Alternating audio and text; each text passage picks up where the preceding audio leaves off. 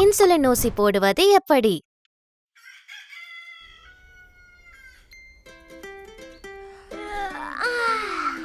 என் காலை பொழுதுகள் உண்மையில் பெரும்பாலும் என் மற்ற நண்பர்களுடையது போலவே இருக்கும். ஒரே ஒரு வித்தியாசம். இங்கே பாருங்க, மிகவும் பிரமாதமானது, உண்மையிலேயே அற்புதமானது, முற்றிலும் தனித்துவமானது, மிகவும் பிரமிக்க வைப்பது, முற்றிலும் பரபரப்பானது. சீக்கிரமா முடிங்க. சிரிஞ்ச் கோடி. டாடா. இன்னைக்கு எப்படி இருக்கீங்க பெட்டி? நான் பிரமாதமா இருக்கேன் கோடி. உங்க இன்சுலின் ஊசி போட்டுக்க தயாரா இருக்கீங்களா? நீங்களும் தயார்னா நானும் தயார். என் உடல் இன்சுலின் உற்பத்தி செய்யலங்கறதால நான் அதை ஊசி மூலம் செலுத்த வேண்டியிருக்கு. வாங்க போகலாம்.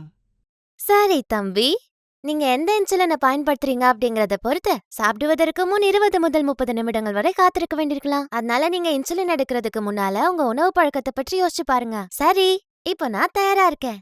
இன்சுலின் ஊசி போடுவதற்கான வழிமுறைகள் இதோ. படிநிலை 1, நீங்க சுத்தமா இருக்கணும்.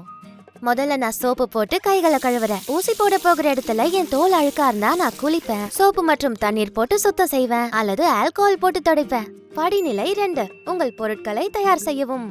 அப்புறம் என்னோட எல்லா பொருட்களையும் நான் தயார் செய்யறேன். நான் தொடங்குவதற்கு முன்பது தயாரா இருக்கணும்.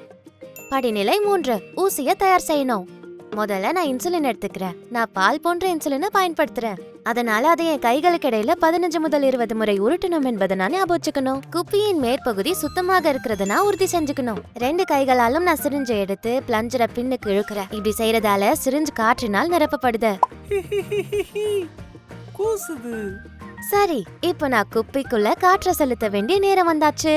ஊசி திரவ மட்டத்துக்கு கீழே இருப்பதை உறுதி செஞ்சுட்டு அப்புறம் இன்சுலினை சிரிஞ்சுக்குள்ள இழுக்கவும். சிரிஞ்சுக்குள்ள காற்று போகாம பாத்துக்கிறது முக்கியம். படிநிலை 4, இன்சுலின் ஊசி போடுற நேரம். இது பயங்கரமாக தோணலாம், ஆனா உண்மையில அது அப்படி இல்ல. இன்சுலின் ஊசி போடுறது ரொம்ப சுலபம். தொப்புளுக்கு ரொம்ப பக்கத்துல போடக்கூடாது என்பதை மட்டும் ஞாபகம் வச்சுக்கோங்க. ஊசி போட்ட பிறகு ஊசியை மீண்டும் எடுக்கிறதுக்கு முன்னாடி நான் மெதுவா 6 வரை எண்ணுவேன். அருமை பெட்டி. ஊசிய வயிற்றில் தான் போடணும்னு இல்ல, இது மேல் கை, தொடை இல்ல பிட்டத்திலையும் போடலாமே. படிநிலை 5, சுத்தம் செய்தல். ஊசி போட்ட பிறகு நான் சிரிஞ்ச ஒரு ஜாடிக்குள்ள வைக்கிறேன். அப்புறம் ஜாடி நிரம்பியவுடன் அதை நான் மருத்துவமனையில திருப்பி கொடுத்துருவேன். என்னை கவனமா கையாண்டதுக்கு நன்றி பெட்டி. உங்கள் உதவிக்கு நன்றி கோடி. இப்ப நான் இந்த இன்சுலின் இருக்க குப்பிய திரும்ப ஒரு குளிரான சுத்தமான இடத்துல வைக்கிறேன், என் அடுத்த ஊசி போடுற வரைக்கும்.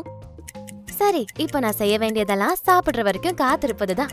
நான் இந்த வழிமுறைகளை பின்பற்றி இன்சுலினை சரியா பயன்படுத்தினா மகிழ்ச்சியா ஆரோக்கியமா இருக்க முடியும் நம்புறேன். பெட்டி, எவ்வளவு இன்சுலின் எடுக்கணும்னு உனக்கு எப்படி தெரியும்?